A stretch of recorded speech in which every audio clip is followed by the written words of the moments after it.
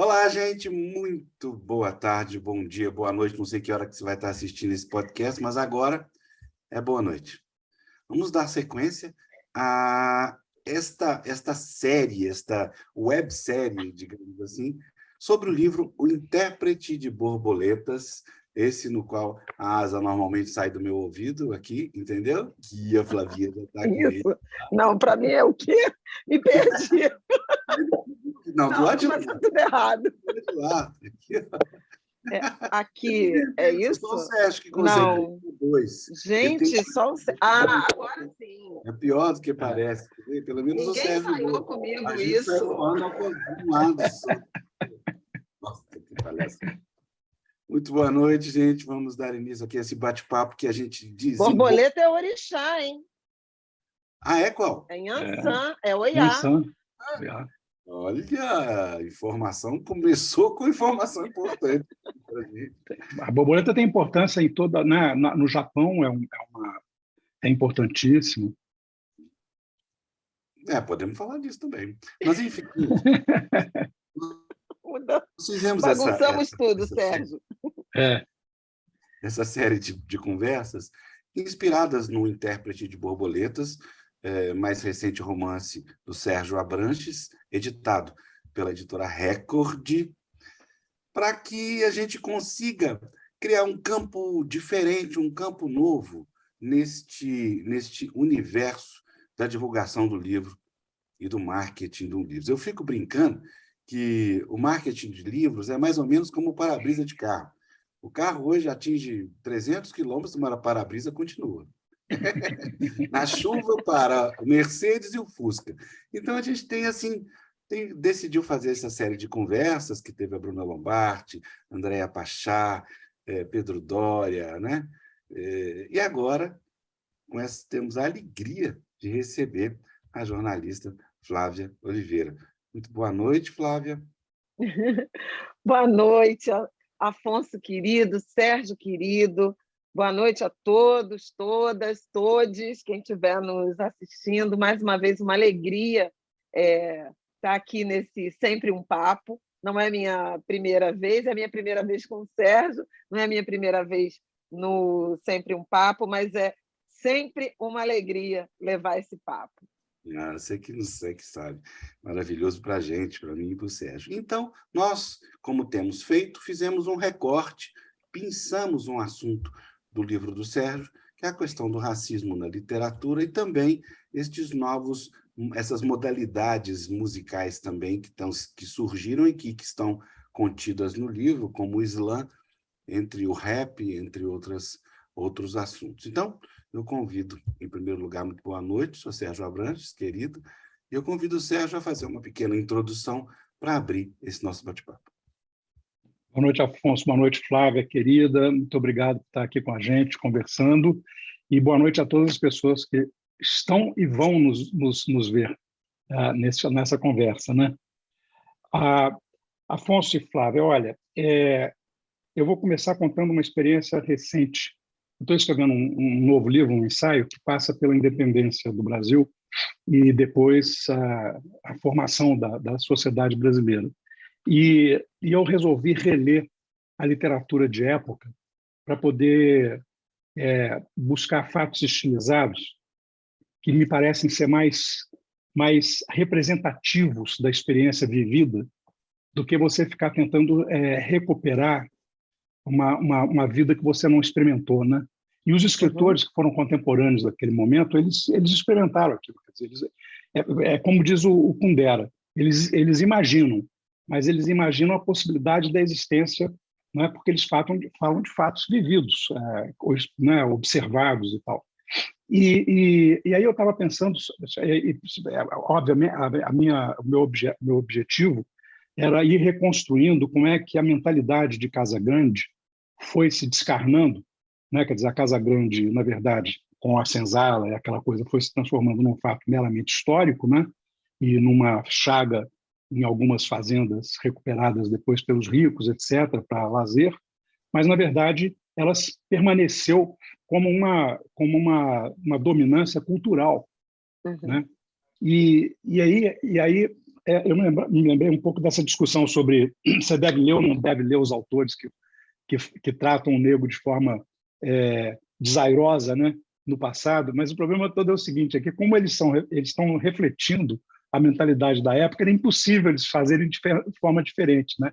E você realmente fica chocado. Eu estou lendo livros que eu li, estou relendo livros que eu li pela primeira vez com 14, 13 anos de idade, né? E que naquela época não me espantaram desse jeito, não me chamaram a atenção por conta disso. E aqui agora é uma coisa impressionante como está visível, né, o apartheid cultural brasileiro. Uhum. E é um pouco isso que eu tento refletir no Intérprete de Borboletas, né, criando um mundo da branquitude, que tem lá os seus problemas, e criando um mundo paralelo da periferia negra, que observa aquilo tudo de uma forma completamente diferente. Que qual seja, eu não sei, mas eu sei a forma pela qual nós, brancos, observamos esse mundo, né? Em todos os nas nossas perspectivas, mas sempre da perspectiva da branquitude. E é engraçado, porque são os dois personagens que eu tenho recebido de leitores, inclusive leitores anônimos, mais mensagens dizendo, poxa, adorei o personagem tal, é o menino do moletom camuflado e o velho, né? Que na verdade, é muito engraçado isso, porque mostra uma certa percepção do mundo de hoje, né? Então é isso. Essa foi a ideia e eu tomei muito cuidado, porque eu sei que é uma coisa muito complicada para um branco falar do mundo dos negros, né? Mas eu acho que é um tema inescapável. Quer dizer, você não pode fazer uma ficção, sobretudo uma ficção como a minha, que é sobre o tempo presente, né? Quer dizer, porque você tem ficções que são, né, são sobre o passado, sobre outros ou por tempos futuros. Mas quando você está falando do tempo presente, ou você retrata a sua realidade como ela é, ou você, na verdade, faz um recorte muito arbitrário, né? E eu quis ser o mais fiel possível, inclusive dando voz, por exemplo, a personagens extremistas que eu abomino, mas para refletir né, essa interação, eu tinha que ser o mais realista possível do ponto de vista dessa falar da possibilidade de existência desse mundo, né? Uhum. Maravilha. Eu sei que a gente fechou um pouquinho o tema, né, Flávia? Mas é só o início de conversa, tá? Então, eu queria passar a palavra. Não, a gente pode... Não, mas esse tema não está nada fechado. Esse tema tá super amplo. Eu tomei nota aqui de algumas coisas, estava pensando no início da fala do Sérgio, quando ele conta que está revisitando, né, obras que ele leu ainda jovem, eventualmente menino, e reencontrando essa abordagem, né, a visão do negro na literatura, seja na ficção, seja na história, né, nos livros de história, ou eventualmente nos romances históricos, a tônica é a invisibilidade, né? Ou a invisibilidade ou a objetificação, quando visível, né? E a destituição de potência. Quando você falava sobre os livros que você está revisitando e pensando lá nos 200 anos, né, da independência, eu viajei diretamente para Debré, o primeiro repórter brasileiro. Né? Dizem isso, né? O primeiro repórter que faz relatos, né, sobre a vida em sociedade, o cotidiano daquela colônia, né, daquele Brasil que estava surgindo, sendo moldado. E é muito curioso como nos relatos de Debré a invisibilidade está presente, no sentido de ele não reconhecer a potência, né, das pessoas negras, mesmo quando são evidentes. Você tem as escravizadas de ganho, né? Tem uma imagem que eu já usei até em palestra, que me impressiona muito, né? que são duas mulheres que vendem angu na Praça 15, E você lê o relato, ele apresenta a receita do angu, como é que elas fazem, o momento em que elas chegam, né, na Praça 15, porque elas pegam quem está saindo do trabalho, uma troca de turno, e a partir daquela leitura e da observação daquela imagem, me deu a convicção da vocação empreendedora das mulheres negras, porque era um processo completo, né, de compra de matéria-prima, de produção do produto, da mercadoria, no caso a comida, identificação do público consumidor, o horário preciso, né, de quem ia comer angu, teria que ser naquela hora, nunca mais tarde, nunca mais cedo, e nada disso é apresentado. Parecem sempre duas mulheres, tinham 2 funcionários, elas tinham dois meninos, né? A imagem é muito impressionante nesse sentido. E aí, vou fazer a viagem aqui para o teu livro, antes de falar do velho e do menino, porque eu tenho uma teoria sobre essas impressões. Mas é muito interessante, porque você, autor, torna o menino do casaco camuflado visível, mas na cena, né, no romance, ele não é visível. Ele quase nunca é visível. O nome dele, por exemplo, aparece, eu já fui o tempo inteiro assim, lendo e ansiosa. Cadê o nome? Ele não tem nome. O nome dele aparece quando ele efetivamente é reconhecido, né? Eu não quero dar spoiler, né, Afonso e Sérgio. Então, tem um momento em que ele não vou dizer por quem e tal, mas tem um momento em que ele é reconhecido, e quando ele é reconhecido, a pessoa que o reconhece pergunta o nome. Então, ele ganha um nome. E o nome é uma existência, né? Antes, ele é uma sombra. É um jovem negro qualquer num casaco com capuz. E, no entanto, voltando lá para a minha analogia do Debré, que eu acho interessante, ele é verdadeiramente o personagem que conhece a cidade, que transita.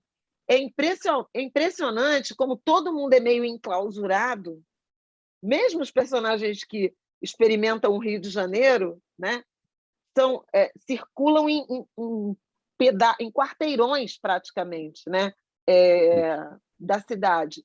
E ele é realmente o personagem que costura a cidade, que circula, que conhece, que domina o ambiente. Ele sabe onde estar e onde não está, como fugir, porque nesse lugar é perigoso. Então, assim, é muito interessante essa relação do jovem negro periférico ou das pessoas negras, né?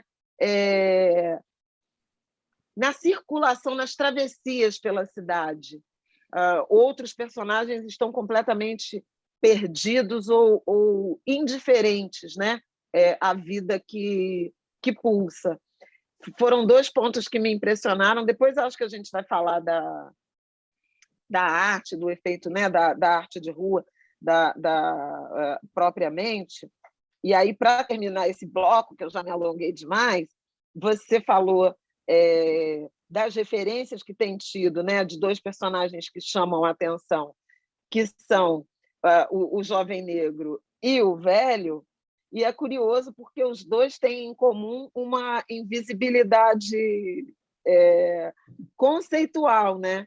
Um é meio um invisível meio místico, né? Não quero dar spoiler, mas assim, é uma figura que aparece, né, de uma forma encantadora, digamos assim. E o menino também. E é interessante, porque se as pessoas estão efetivamente reparando nesses 2 personagens, é porque estão com o olhar se educando, se construindo para enxergar o que antes era invisível. Não sei se eu viajei demais na maionese, mas foram todas as sensações que eu tive. Não, de jeito nenhum, muito pelo contrário. Você sabe que é uma leitura com muita sensibilidade, porque é evidentemente que isso foi tudo intencional, né? são personagens, sobretudo o personagem do menino do moletom camuflado, é um personagem muito pensado em todas as suas, em todos os momentos em que ele aparece, né? E a ideia de enclausurar a cidade, portanto, inclusive demarcar, olha, esse evento se passa em tal parte da cidade, esse em tal parte da cidade, né? É exatamente o único que cruza, não é? E quando os outros vão para um lugar onde que eles não estão acostumados a ir, que é aquela praça, eles se tornam todos invisíveis. Exatamente. Né? Eles se tornam todos invisíveis, eles não conseguem se encontrar, eles se perdem. Né? Porque eu acho que é essa a sensação mesmo que eu tenho. Né? Quer dizer, quando eu converso com meus amigos negros, eles sabem muito mais da cidade do que eu. E de qualquer cidade. Né? Quer dizer, eles sabem mais de Belo Horizonte, eles sabem mais de Brasília, eles sabem mais do Rio do que eu, cidades que eu morei durante muito tempo. Né? E é engraçado, porque eu tive essa mesma sensação quando eu fui estudar nos Estados Unidos, que é onde você também tem o mesmo tipo de visão, né? Quer dizer, de separação do branco e do negro. E eu não conseguia entender o que estava se passando até que uma amiga negra minha me levou para conhecer a Ítaca dos Negros, entendeu? E era uma cidade realmente apartada, né? Apesar do campus estar começando, estava no comecinho daquele processo de abertura pelas cotas das universidades americanas, que ainda tinha uma certa segregação, porque assim, os negros tinham cota, mas eles entravam em geral para African Studies, estudos africanos. Quer dizer, aí se você quisesse fazer medicina, aí a conversa era diferente, entendeu? Aí estava no auge claro. Era um movimento no sentido de que não, a gente quer todos os departamentos, a gente não quer ficar confinado aqui no African Studies, a gente quer o African Studies, mas desde que seja uma opção e não a única via de entrada na universidade, né? Que é diferente, isso me fez pensar também, Sérgio, da cidade como personagem, né? São Paulo é uma personagem do livro, assim, sem dúvida alguma, né? Você consegue compreender uma lógica, né, de distribuição da cidade, inclusive do ponto de vista do posicionamento político, ideológico dos grupos, né? Dos personagens que encarnam seus grupos. Porque as pessoas não veem a cidade, quer dizer, algumas pessoas certamente veem, né? Estou me lembrando aqui do livro do Chico sobre o Leblon, é claro que ele vê a estratificação da cidade, mas tem gente que passa pela cidade sem perceber que ela é estratificada de acordo com renda, cor, né? Quer dizer, ela tem a sua estratificação.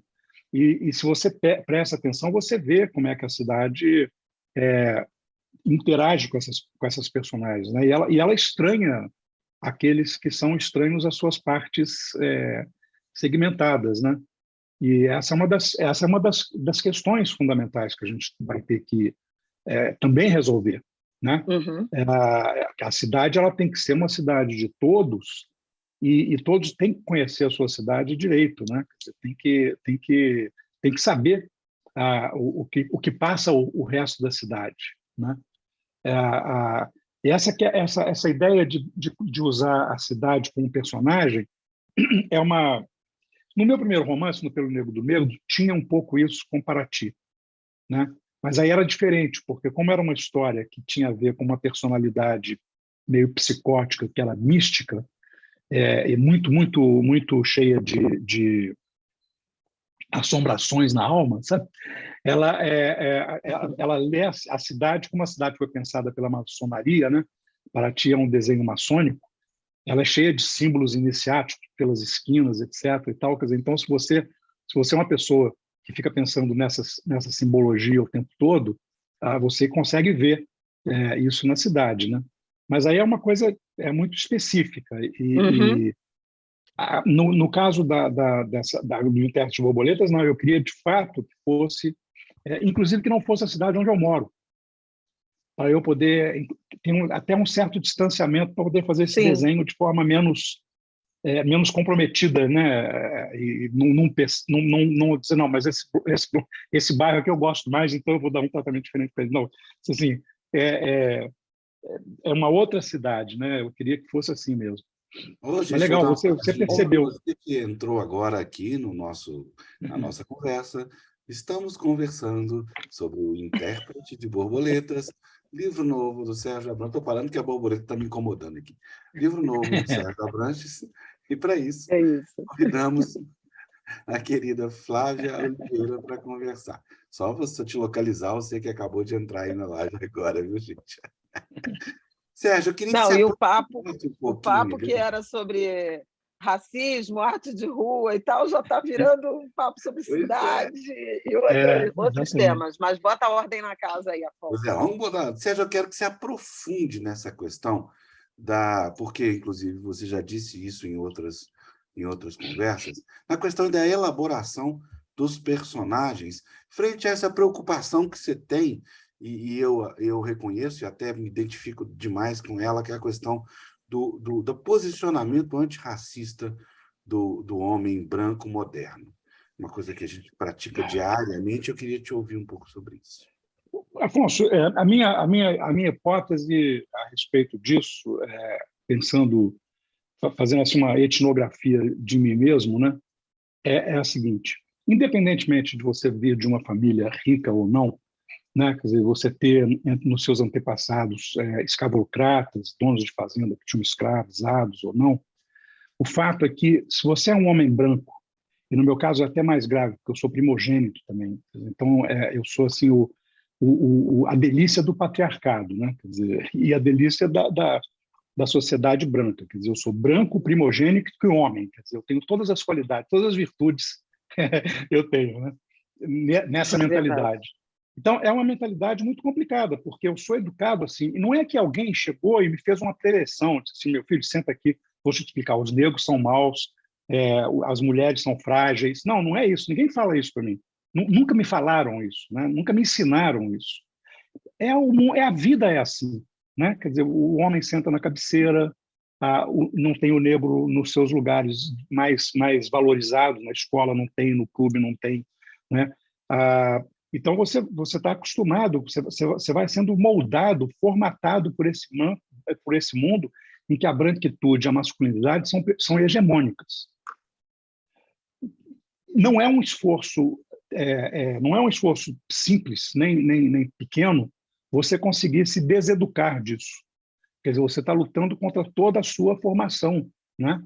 Então isso aí exige, na verdade, uma atenção muito forte. Você tem que estar muito atento, a não ser, eu imagino que no futuro, eu sou otimista, Flávio. Então, quer dizer, no futuro, com a desracialização das relações pessoais e sociais, nós vamos ser capazes de ver um mundo diferente, como está acontecendo agora, por exemplo, nas salas de aula das universidades. Quando eu dei Uhum. aula, ter um negro na sala de aula era um evento raro e constrangedor, porque ninguém se relacionava com ele. Eu tive essa experiência. Foi uma experiência forte na minha vida. Ela foi uma das que me ensinou o caminho que eu devia tomar. Mas à medida que você vai trazendo os negros para a sala de aula, dando voz a eles e visibilidade, e os colegas descobrem que eles são inteligentes, nossa, eles têm ideias boas, pensa como eu, né? Quer dizer, nossa, que insight legal. Quer dizer, essa convivência é que acaba com o racismo, é a única possibilidade, é uma prática não racista, né?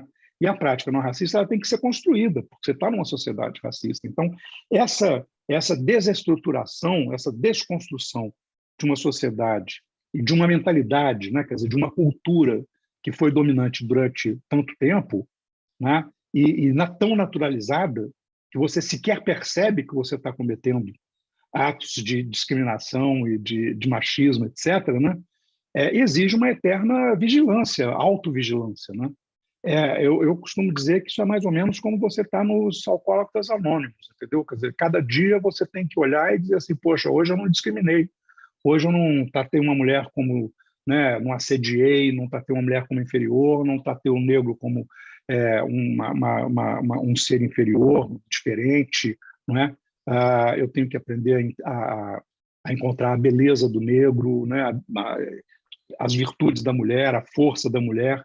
eu tenho que aprender que força física não é tudo, e às vezes até uma mulher tem força física maior do que a do homem, não é? Quer dizer, são coisas óbvias que depois que você as encara, são óbvias, mas não são nada óbvias para a sociedade como um todo, e para o cotidiano, para a rotina da cidade, né? E era isso que eu queria. Aí tem gente que diz assim, não, mas vem cá, você não tem o seu livro não retrata a vida, você não dá espaço para as pessoas viverem. É assim que elas vivem. Como assim não dá? A vida é isso, tá certo? Quer dizer, sobretudo no meu mundo, né, é assim que se vive, né? Quer dizer, as discussões que se tem no meu livro são as discussões que a gente tem nos bares, em casa, é isso aí, né? Ou as rupturas, né? Ou as os rupturas, rompimentos, né? exatamente, é isso, exatamente, os Que é muito rompimentos, né? interessante, porque você tem uns momentos em que as relações vão se tensionando, mas elas não prosseguem, né? Tem muitas rupturas, e isso é muito típico desse momento. Eu queria dar até um depoimento aqui, Afonso, quando o Sérgio falou do exercício diário, como a o NA, né, como Alcoólicos Anônimos ou Narcóticos Anônimos, essa é uma reflexão que o Sérgio faz há muito tempo, há décadas, eu diria, de se reconhecer racista, machista e construir, né, atitudes antirracistas, não sexistas, num convencimento e numa prática diária, porque ele estava falando da forma como nasceu e cresceu, e é um pouco o que o Brasil, né, e muitas sociedades, mas vamos falar do Brasil em particular, nos ensina a naturalizar, né, essa subalternização, essa invisibilidade, essa falta de potência, né? E você não exatamente aprende como lição, mas aprende. E depois, que nem língua, né? Depois você esquece que aprendeu e depois você esquece que esqueceu. Então, tipo, porque né? E a gente está exatamente na fronteira do não pode ser, né? Não pode ser assim.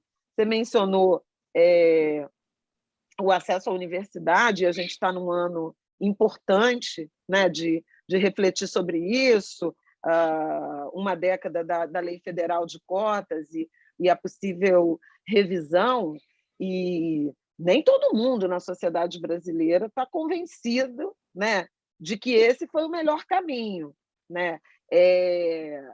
De um lado, um reconhecimento da capacidade, da potência, e um enorme incômodo, desconforto em permitir a ocupação desses espaços que sempre foram cativos, né? No sentido de ocupados pelos mesmos grupos, sobretudo de homens brancos. Isso e heteronormativos. E a política, né?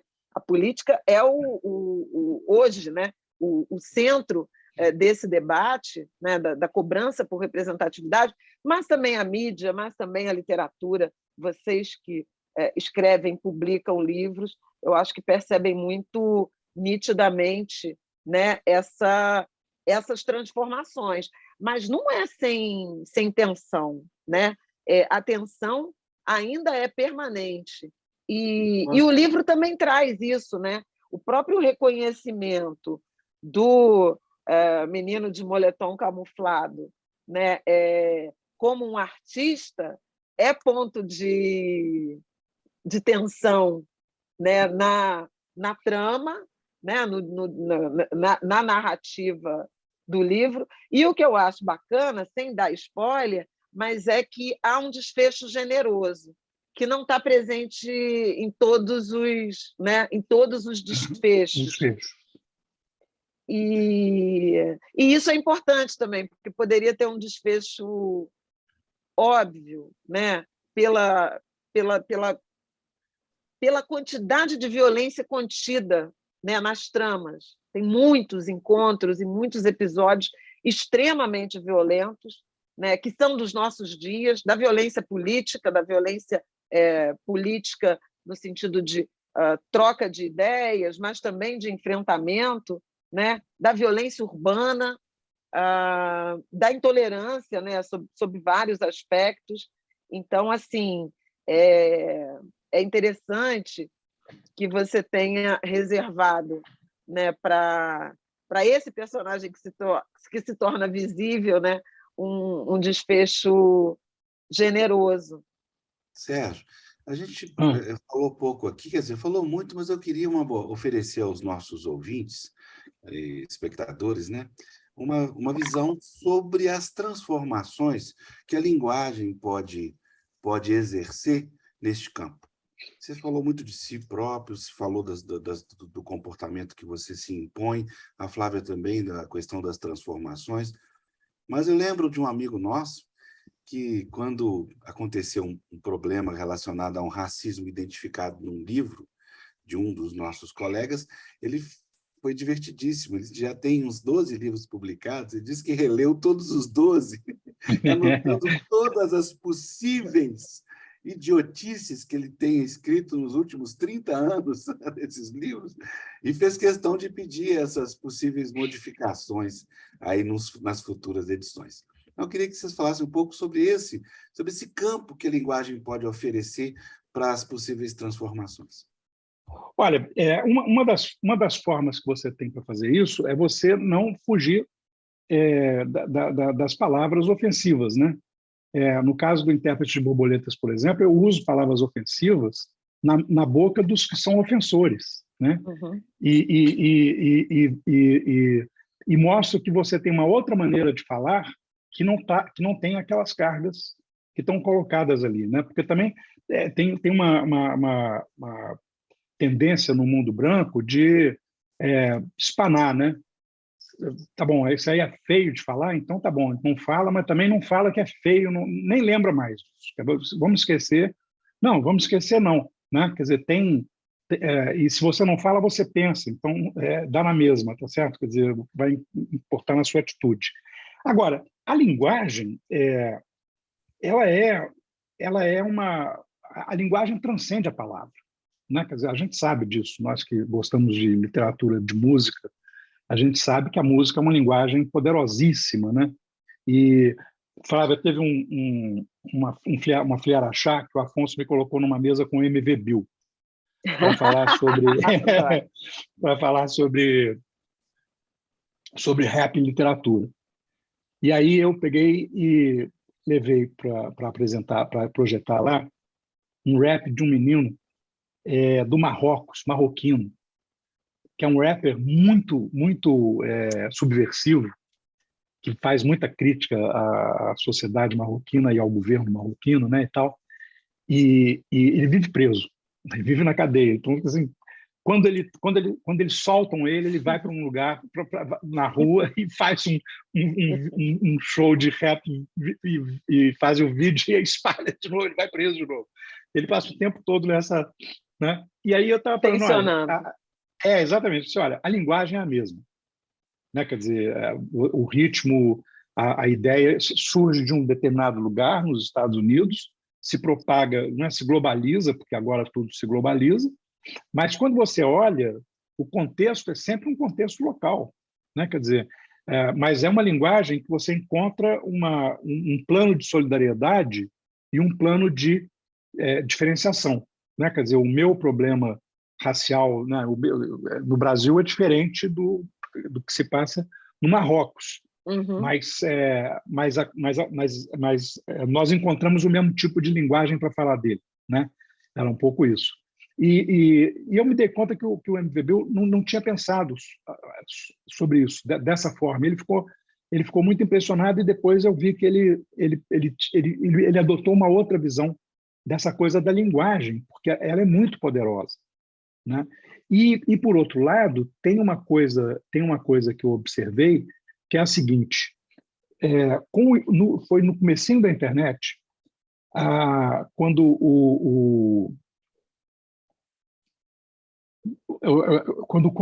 por exemplo, o negro brasileiro descobriu que havia negros muito bem valorizados em outros lugares. Quer dizer, descobriu assim massivamente, né? Quer dizer, os artistas americanos negros que ganhavam dinheiro, que eram celebridades, né? Que apareciam, que desfilavam pelo tapete vermelho do Oscar de boa, do Emmy, né? Quer dizer, e aí, quer dizer, a primeira reação é se vestir como eles, é começar a se comportar como eles, porque isso te valoriza. Você está numa sociedade que te desvaloriza o tempo todo, né, quer dizer, te trata mal, te acha feio, e aí, de repente, ele diz, não, pô, vou botar o mesmo tipo de tênis, ou vou botar a mesma bermuda, né, e vou mostrar que ele descobre a sua negritude, né, que é uma pela internet, que eu acho que é uma coisa muito importante. Eu acho que essa coisa do movimento da globalização, que é muito demonizada sob vários aspectos, em alguns deles com razão,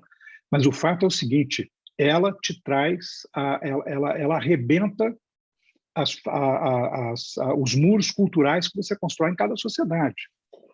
Eu acho assim que houve a internet pode ter dado escala, né, e instituído uma rede, né, mas essas conexões elas existiam em maior ou menor intensidade. Se a gente pensar nos anos 70, né, na soul music, na black music, era um movimento cultural de valorização da cultura, da música, mas também da estética, né? Essas relações elas existiam e há algumas análises, né, e pesquisas que até surpreendem, né? Movimento abolicionista, o quanto o Haiti influenciou, claro. inspirou o movimento abolicionista brasileiro, ou mesmo o movimento negro, né, dos negros brasileiros,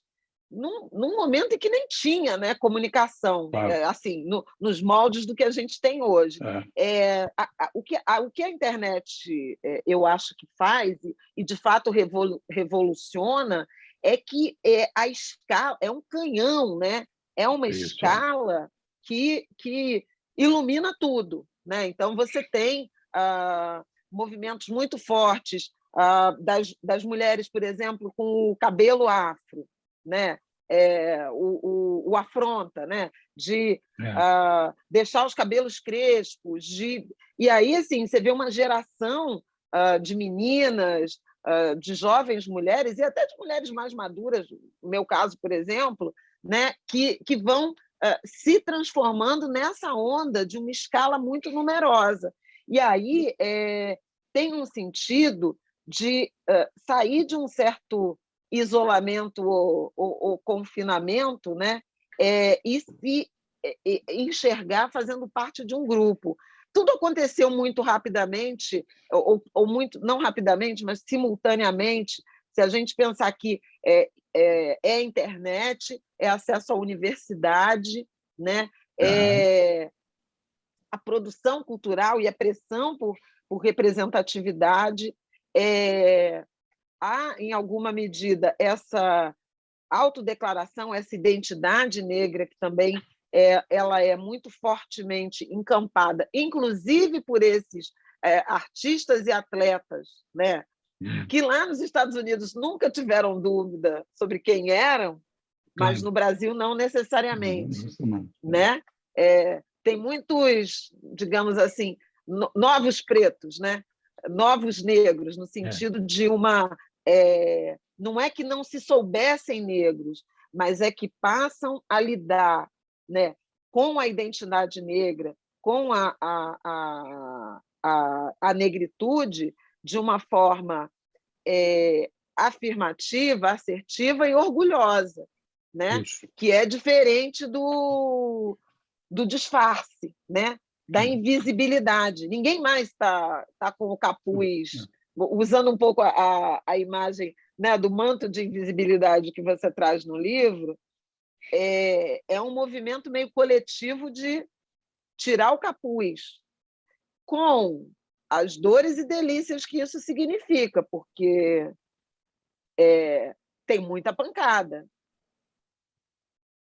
Pois né? é, e Ainda tem muita pancada. ainda tem muita pancada. E essa é outra coisa que eu tento mostrar, quer dizer, os brancos acham que eles sofrem muito mais do que todos os outros, né? E eles vivem a sua vida como uma tragédia enorme, um drama enorme, etc. E assim, olha para a janela, cara, olha do lado de fora da janela que você vai ver uma tragédia muito maior que você é parte dela, você contribui para ela, né? Eu acho que essa ideia do reconhecimento, você tem toda a razão, quer dizer, foi uma questão de escala e de velocidade, né? Quer dizer, uma coisa que você precisava. É impensável, de fato, alguns dos movimentos revolucionários negros da época da independência, pré-independência, e depois na República, né?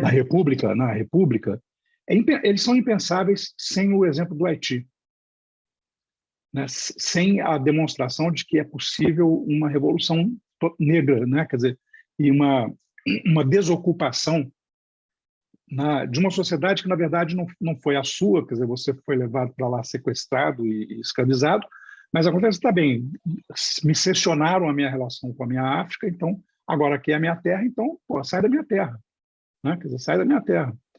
E de fato, quer dizer, é notável a presença da Revolução do Haiti quando você olha esses movimentos com maior profundidade, né? E, sobretudo, com a historiografia mais contemporânea, que passou a levar em consideração os movimentos populares para valer, né? Então, o Afonso está incomodado, que a gente está indo longe. Não, eu fico cortando vocês para contar para o pessoal que está nos assistindo que a gente está conversando aqui sobre o Intérprete de Borboletas, novo romance de Sérgio Abranches, no qual a Flávia é convidada especialíssima hoje dessa edição. E aí, Flávia, eu queria que você falasse um pouquinho mais sobre esse capítulo da participação dos movimentos musicais, mas notadamente do mundo negro, nesse contexto. Não, musicais ou artísticos, né? Porque se a gente partir aqui do livro, a gente está falando da arte de rua, de uma arte que é produzida, né, no livro para causar impacto, causar impressão imediata e que não necessariamente é reconhecida por todo mundo que trafega, né? Que transita. Isso não é diferente de outros movimentos artísticos. Já fizemos essas provocações aqui, até no Sempre um Papo, com a Conceição, né? Quando a gente falava sobre a Semana de Arte Moderna, né? Esse marco que também é 2022, né? Esse centenário, e o quanto já existia de modernidade, já existia o samba, os 8 batutas já tinham ido para a Europa, tinha Heitor dos Prazeres, tinha produção de artes plásticas, de samba, de experiências que ainda hoje, né, experiências artísticas múltiplas, né, multiartísticas. Se a gente pensar no samba como não somente um movimento musical, mas uma experiência coletiva de canto, de dança, de comida, né? de convívio social, né? De interação, é ultra mega vanguarda, né? Eu estou muito assim influenciada por esses pensamentos e por essa cronologia, em razão de provocações que estão sendo feitas, em particular nesse ano de 2022, em relação à Semana de Arte Moderna, que visibiliza um grupo, em particular São Paulo, e veja, eu não estou destituindo de mérito, nem de reconhecimento esse grupo. Só estou dizendo assim, tinha mais gente que vocês não estavam enxergando, e até antes, né? E a gente pode pensar a mesma coisa na trajetória de construção da independência. Esse protagonismo dos negros, esse protagonismo de territórios do Nordeste, o Ceará, a Bahia, né?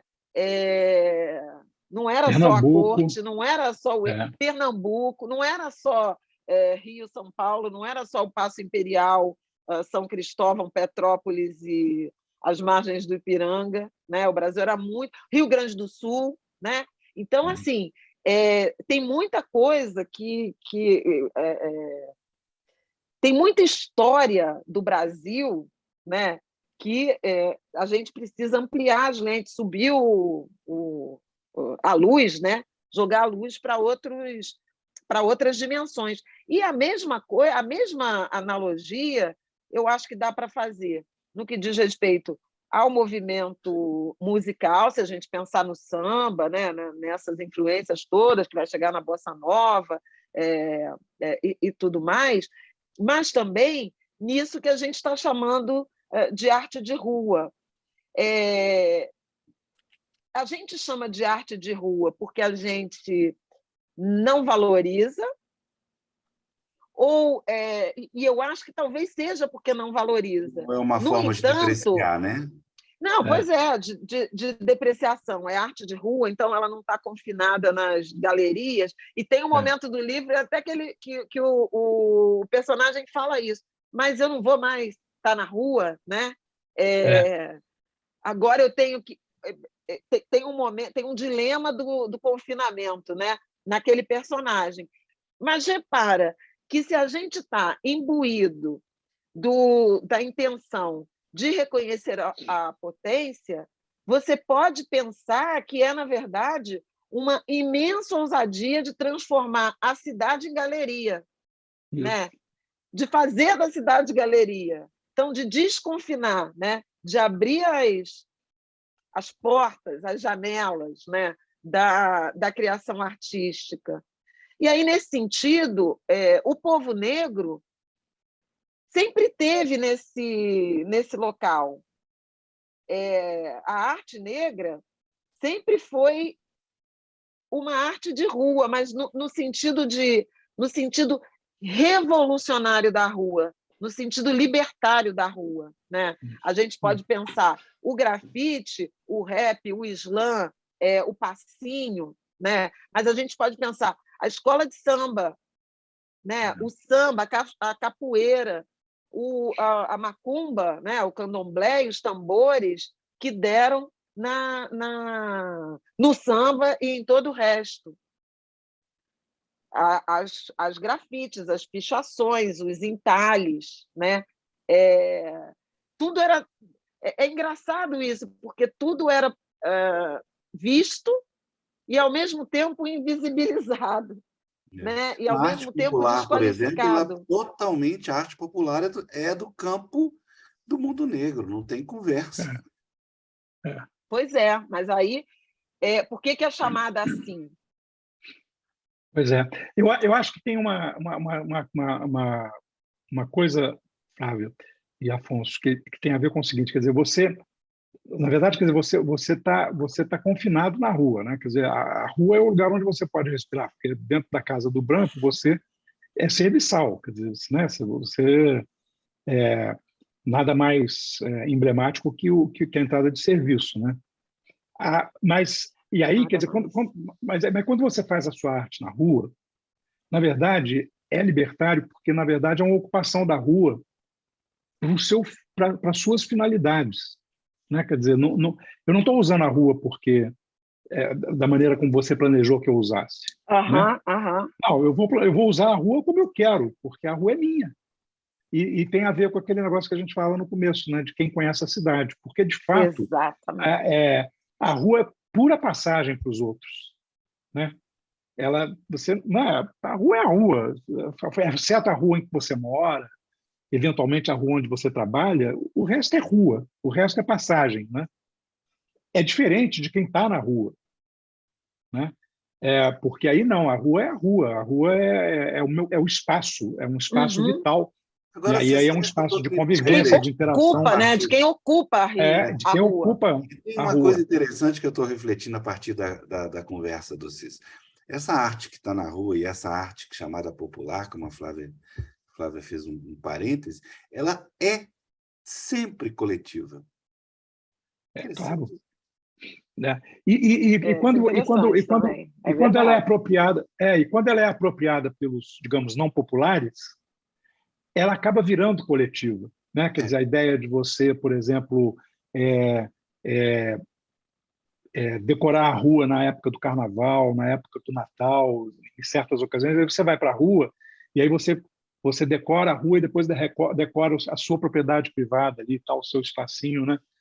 Mas você é obrigado a interagir. O esporte. Copa, né? O esporte. Quer dizer, você é obrigado a interagir, né?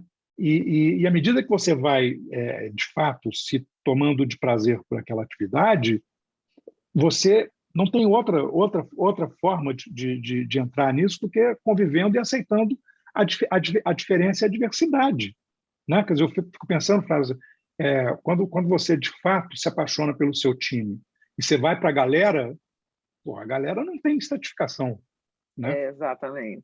Ali não tem jeito, né? Quer dizer... Até as artes, voltando nesse assunto da arte popular, referindo-me, por exemplo, à questão das artesãs do Vale do Jequitinhonha, né? Como elas fizeram uma revolução própria, mas coletiva. Né? Isabel, por exemplo, né? Ceramista, faleceu, ela espalhou as bonecas por todo o Vale. O Arthur Pereira, né? Todo mundo começou a fazer aqueles cachorros, aqueles bichos, tudo. Os carranqueiros, né? Os carranqueiros. Como, ao mesmo tempo, essa arte consegue um movimento, essa né? capacidade de integrar pessoas ao seu redor, e essa linguagem vem dessa referência, desse mundo que não nos pertence, né, Sérgio? Claro. Nos pertence, não tem jeito. E aí tem uma coisa curiosa, que é a seguinte: à medida em que essa arte vai se tornando a arte dominante, né, porque você chama de popular, mas na verdade o popular ele vai saindo da acepção de pobre, da rua, dos outros, e passa a ser o quê? O mais visto, o mais apreciado, né? Quer dizer, o popular se transforma escala, né? É a escala, né? Vai. E aí chega uma hora que as pessoas que estão praticando uma outra arte, né? A arte, e diz assim, cara, mas eu detesto que chamem a música que eu faço de música clássica, entendeu? Porque isso me confina. Quer dizer, agora você sabe o que é. Agora você está sentindo o que é, né? Sentiu o bafo do cangote, né? Exatamente. Gente, nós estamos Cara, aqui... isso é muito interessante. A gente passaria aqui a noite inteira. Porque isso, né? A trajetória da música, mesmo eu não sou longe de mim ser uma conhecedora. Estou pensando aqui na experiência do samba, que vai parar num apartamento na Avenida Atlântica, né? Em Copacabana, né? Vai se confinando, né? Mas não é o tamanho do samba num terreiro da Tia Seata. É esse movimento que o Sérgio está falando, que vai te tirando. E, ao mesmo tempo, devolve, né? Claro. Flávia, você não consegue entender Villa-Lobos se você não entender que ele foge para ir para os bairros da Lapa, para ir para os bairros, para ir para a música popular.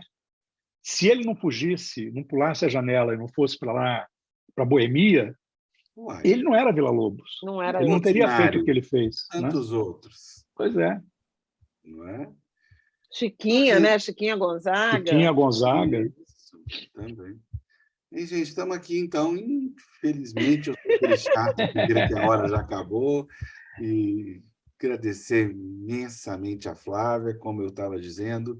Estamos aqui conversando sobre o intérprete de borboletas do mais novo recente do Sérgio. Não fique aí parado olhando para a gente. Compre o livro, leia, converse, assista os outros programas sobre a conversa do intérprete, e entendam que um livro pode gerar um universo de conversas. Foi o que a gente fez, não é, Sérgio? Nessa série que a gente agora dá uma paradinha com a Flávia, mas vai prosseguir daqui para frente. Não, é fantástico, porque tem um fio, né? Tem um fio que você vai puxando e vai desaguando em várias outras reflexões.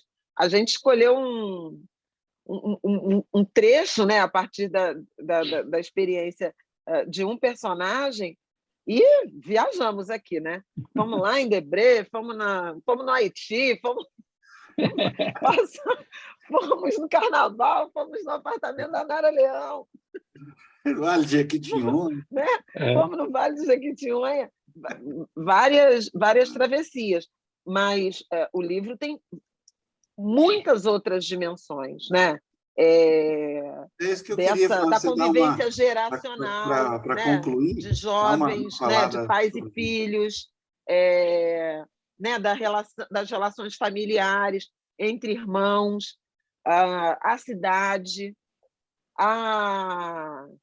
esse ambiente de ódio virtual e de ódio objetivo, né? A violência política,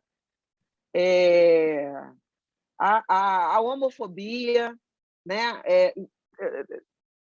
Todas essas dimensões, né? Essas camadas, o racismo que a gente já falou, mas essas camadas, né? O adoecimento da sociedade, de modo geral, né? Contaminando as relações, tá tudo contemplado ali. Então tem um monte de coisa, um monte de fio para puxar e bordar, já que você trouxe aí, Afonso, o Vale do Jequitinhonha, as artistas, as bonecas. As bordadeiras mineiras. As bordadeiras.